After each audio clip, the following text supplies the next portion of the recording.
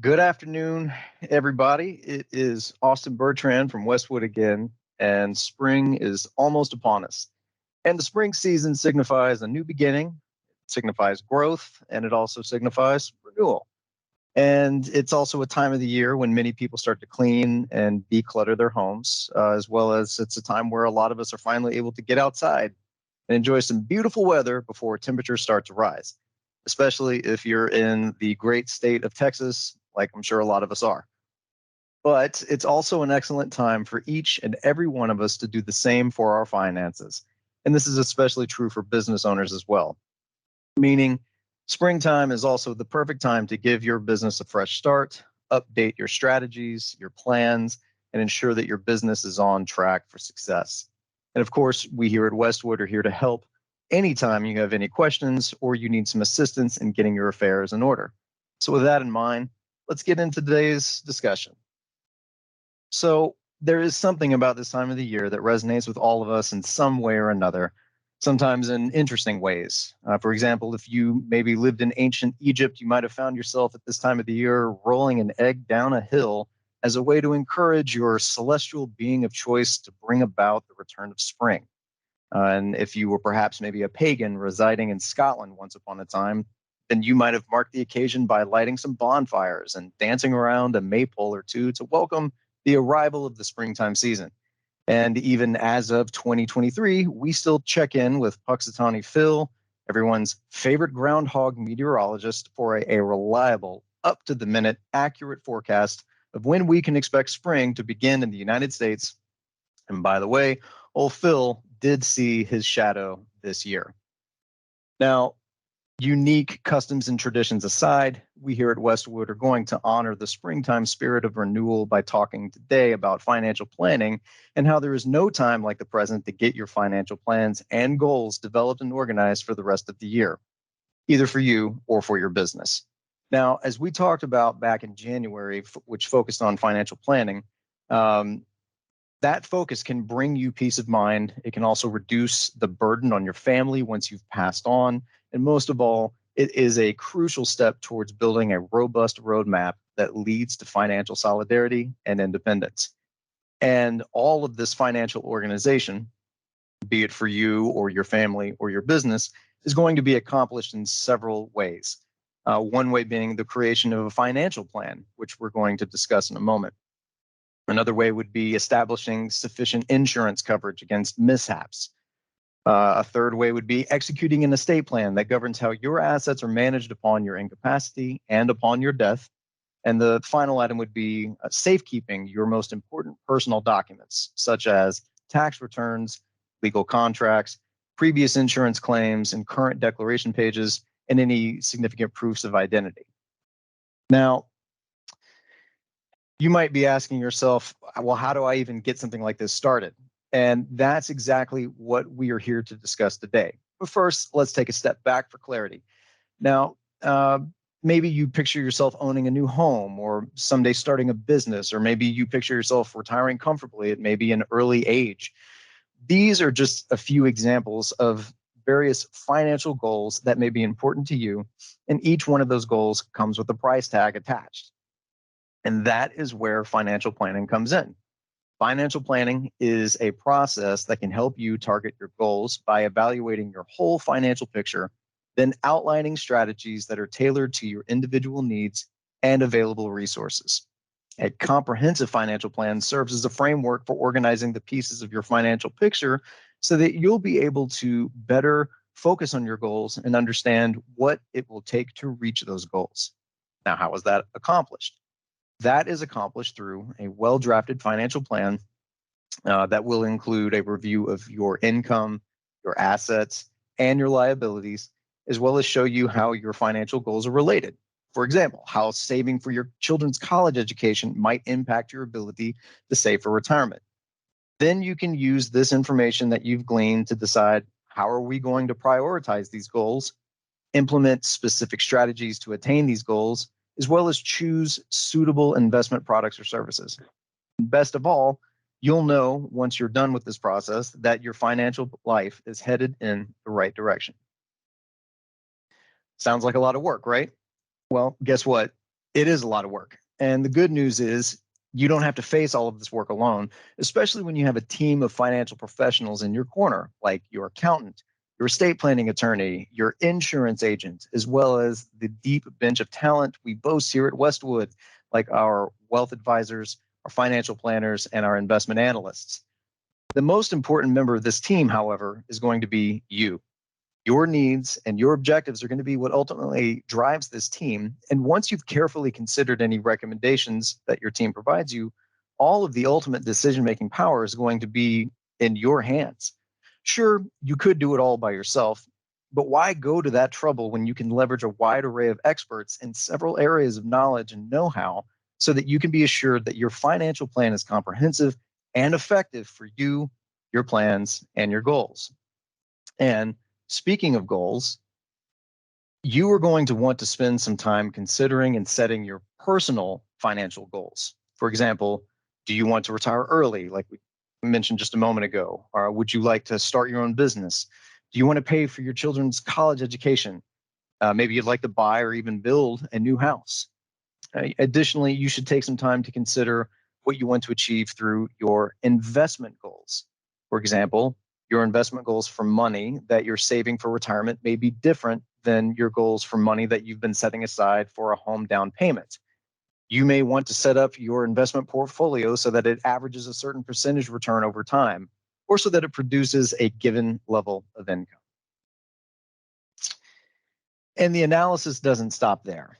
As part of establishing these goals, you and your advisor will want to establish several guardrails for your overall plan. First, you would want to try to figure out what your time horizon is. In other words, when are you going to need this money? Are you investing for your young child's college education sometime in the future? Or are you planning for retirement 30 years in the future? Or do you hope to achieve your goal in a shorter time frame? The general rule is the longer your time horizon, the more risky and potentially more lucrative your investments can be. On the other hand, if your time horizon is very short, you may want to concentrate your investments that may offer a lower return, sure, but they also offer greater reassurance about whether the money will still be there when you actually need it, because a shorter time frame may not give you enough time to try and recoup any losses. Second, what is your investment risk tolerance? That is, how comfortable are you with the possibility of investment loss or seeing the value of your investments fluctuate? Many investors would forego the possibility of a large gain if they knew there was also the possibility of a large loss. And these investors, particularly, are known to be risk adverse. Other investors are more willing to take the chance of a large loss if there is also the possibility of a large gain. It's not always easy to determine where you stand on this spectrum of risk aversion versus risk seeking, but it's important to try and get an accurate assessment. And then the third question to ask is, what are your liquidity needs? Meaning, how soon will you need cash and how often? Maybe you already have a stable income, but zero emergency cash on reserve, and you have 2 children going to college in the next couple of years. Your liquidity needs, which are interrelated with your risk tolerance and your time horizon, will ultimately affect the type of investments you should choose to meet your goals.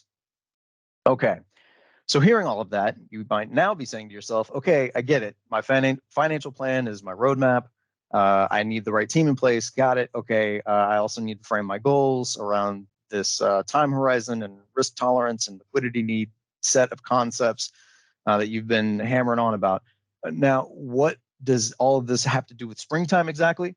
Well, that is what we're getting to here, which is now is the time to get proactive and do a little spring cleaning in furtherance of your own financial peace of mind.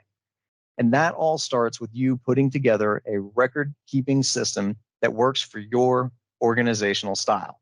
Because a comprehensive financial plan is a wonderful thing, but that plan benefits from one, you knowing where things are when you need them, like bills, receipts, guarantees, and other important papers as they arrive. 2, the time you will save on ministerial items like bill payment and filing paperwork. A third item would be you get to avoid the frustration of misplaced documents. And the final item would be others, meaning members of your family, loved ones, your advisory team, being able to locate your important records should you become incapacitated. And the first step to getting organized is for you to create this record-keeping system that fits your own unique needs and lifestyle. A record-keeping system that is ill-adapted to your household's specific needs and preferences is bound and determined to fail because you're unlikely to maintain it over time. Your systems can be simple or elaborate. However you organize your files is going to depend on your needs, your circumstances, and your budget. And if you have children or other dependents, you'll want to create separate files for their expenses, as well as their medical records and so on. So an example here would be many income and expense items have tax implications. So when you make a tax deductible payment, you can mark that payment by recording it in a special log labeled taxable expenses, or note it with a T next to the payment amounts in your checkbook, for those of you that still maintain a checkbook. So the second step is going to be, for many households, bills and other important items often pile up fast.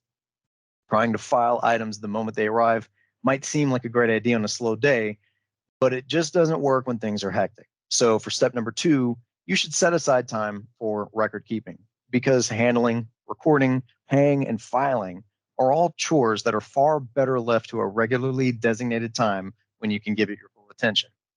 Assuming you do this reasonably often, there should be little worry of missing a critical payment, a filing, or a response date of some kind.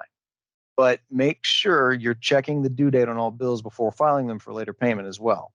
So an example here would be to maybe create a folder labeled bills to be paid and another labeled to be filed. These provide handy places to keep items that they come in order to avoid any misplacement. And the third step is regular filing of records and documents. And this step is essential to maintaining this record-keeping system. Business travel, vacations, family crises, and other events are likely to disrupt your record-keeping routine, so getting back on track quickly is important. And once you've established a record-keeping system, it's far easier to do routine maintenance than to restore a system that is out of control. You can often find great organizational tools at office supply stores, which carry everything you can imagine for filing and organization. So special file boxes for important items, like copies of your estate planning documents, traditional file folders, 3-ring binders, or accordion files with index tabs are all ideal for filing things you refer to on a frequent basis. Now, these organizational steps are important and can be easily achieved and implemented while you were already in a spring cleaning frame of mind. And you don't want to focus just on getting organized, but rather staying organized, because the financial planning process does not end once your initial plan has been created. Your plan should generally be reviewed at least once a year to make sure that it's up to date. It's also possible that you'll need to modify your plan due to changes in your personal circumstances or changes to the economy. If you have been calling the shots on your customized record-keeping system, it will also be a whole lot easier and much more intuitive for you and your advisors to engage, review, and respond to any necessary adjustments to your financial plan, like when you experience a life-changing event, such as a marriage or the birth of a child, any changes to your health, or maybe perhaps a job loss. Or maybe when you have a specific or immediate financial planning need, such as updating your will, or managing a distribution from a retirement account, or perhaps even budgeting for the ongoing payment of long-term care expenses. Now, everything that we've discussed so far today has focused on planning at the individual level, but all of these concepts about taking advantage of the spring cleaning spirit and getting your financial planning approach in order can be applied with just as much gusto to business owners. And some of you business owners may be experiencing the joy or the pain of your existing record-keeping system as we all march through the 2022 income tax season. Now, as a quick refresher, the due date for most income tax returns this year is going to be Tuesday, April 18th instead of April 15th because of the intervening weekend and the District of Columbia's Emancipation Day holiday, which falls on Monday, April 17th. These impacted taxpayers may request an automatic 6-month extension to file their income tax return, but not pay any associated income tax until Monday, October 16th, 2023, if necessary. However, the due date for partnership and Chapter S corporation returns is going to be tomorrow, Wednesday, March 15th, or Friday, September 15th for taxpayers utilizing that automatic 6-month extension to file. But again, that's just an extension to file, not to pay. And financial planning for business owners is not just for making sure your CPA doesn't want to jump out of a window every time they have to work through your filing system every tax season, lack thereof. On top of the expected pressure taken on to even run, hopefully, a profitable business year after year, the Internal Revenue Code is replete with provisions that can unwind a well-intentioned business's structure and drastically reduce or altogether eliminate tax advantages that can be achieved through proper financial, estate, and succession planning. So, as an example, a deceased business owner's estate may face serious estate tax ramifications under Internal Revenue Code Section 2036, which is entitled Transfers with Retained Life Estate, if that business owner failed to follow normal operational and administrative practices, such as conducting regularly scheduled meetings or keeping personal funds separate and distinct from the business's funds. Or a business owner's gift of a fractional ownership interest to a family member could be valued in such a way that zeroes out any estate planning benefit to transferring that ownership interest in the first place under Internal Revenue Code Section 2701, which is entitled Special Valuation Rules in Case of Transfers of Certain Interests in Corporations or Partnerships. That is a mouthful. And this is because the business owner opted to save a few dollars and refrain from engaging a knowledgeable estate planning attorney to navigate the proper way to structure such a gift in order to achieve maximum value for wealth transfer purposes. Taking a laissez-faire approach to the operation of your business, that is, running a business without a proper and organized approach to the owner's plans and goals for that business, can be disastrous, not just for the owner, but for the owner's family and other loved ones. Okay, so bearing that in mind, a lot of what we've covered today for individuals has direct application to the ownership and the operation of a business, such as setting up a customized record-keeping system for the business, like we've been talking about, identifying and curating the business's financial time horizon, risk tolerance, and liquidity needs, and assembling the appropriate amount of talent and expertise for the business's advisory team. But a business owner's company is likely to represent the greatest component of that business owner's personal wealth. And in all likelihood, a primary goal for such an individual will be the proper disposition of this interest upon his or her retirement or at death.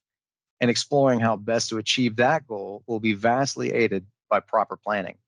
In keeping with today's spring theme, now is the perfect time to direct a spring cleaning eye towards making sure your business's goals and plans are in order. So, as a business owner, you should use this time to consider and identify what your priorities for the business are, both in the short term as well as the long term. Now, in general, business owners tend to focus on minimizing the value of the owned business interest that would be included in the owner's gross estate at death. They also focus on how best to transfer both the real and inflationary future growth to the next generation with minimal tax costs. They also focus on continuing to control the business to the extent they want to. And also, if possible, they tend to focus on whether or not they can retain an income stream to the business owner even upon retirement or some kind of semi-retirement. And as the business continues to grow in value, the owner may begin to feel concerned about how or whether the owner will have enough liquidity on hand at death without disrupting the ongoing operation of the business to defray any estate tax liabilities incurred due to the value of the owner's stake in the business upon that owner's death. Or an owner may desire to make lifetime gifts of fractional business interest to the owner's children to minimize transfer taxes at death, but that same owner may absolutely balk at the idea of significantly reducing their business interest during their lifetime, usually for control reasons, or maybe financial reasons, or some combination of the two. Big picture here, getting a handle on the owner's specific priorities and leveraging the appropriate advisory team members to coordinate a plan to fulfill these priorities will be critical to the operation of the business, both while the owner is living and upon the owner's death. So, by working with a carefully selected advisory team, business owners can use this time of year to accomplish the following tasks for their business. Task number one is for the owner to set their goals for the business, meaning, is the owner mostly focused on how best to fund retirement or how best to educate the owner's children about the day-to-day operation of the business. Task number 2 involves the development of the appropriate plan. Here, the owner will want to focus on questions like when the owner anticipates retiring from the business and identifying what other resources will be available to the owner, if any, for funding the owner's retirement.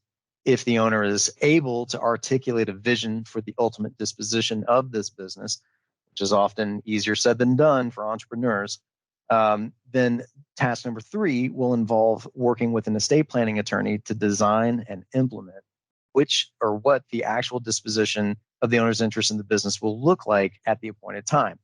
Again, this can be through lifetime transfers, a transfer upon death, or a mixture of those two timeframes. And the fourth and final task is for the owner to start getting engaged in a discussion on how best to reduce or avoid any transfer tax ramifications as a result of the disposition of the owner's interest in the business. This is potentially a highly technical area with minimal room for error. So engaging the right kind of planning attorney with sufficient tax expertise will be a necessary step for the business owner as a part of the planning process. So we've covered a lot of ground today, and some of you might be wondering things like, well, what if I'm too busy? This sounds like a lot of work.